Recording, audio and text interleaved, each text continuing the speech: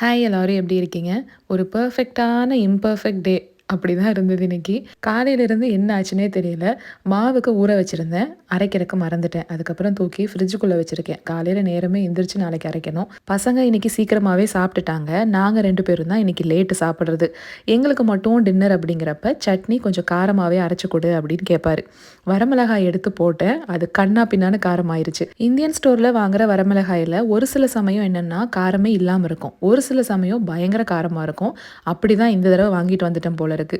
அதுக்கப்புறம் தண்ணியை நிறைய ஊற்றி டைல்யூட் பண்ணி தான் சாப்பிட்டோம். ஃப்ரோசன் தேங்காய் பூ இந்தியன் ஸ்டோர்லேருந்து வாங்கிட்டு வந்தால் நான் எப்படி பண்ணுவேன் அப்படின்னு சொல்லிடுறேன்.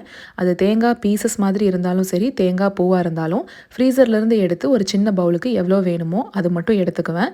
அதை மைக்ரோவேவில் ஒரு 10 செகண்ட் இல்லை 15 செகண்ட் வச்சு எடுத்துக்குவேன். ரொம்ப சாஃப்ட் ஆயிரும். மெயினாக உளுந்தங்கஞ்சியில் சேர்க்கறக்காக தான் இந்த மாதிரி தேங்காய் பீசஸ் நான் வாங்கிட்டு வருவேன். சரிங்க, நம்ம நாளைக்கு ஒரு ஷார்ட்ஸில் பார்க்கலாங்களா?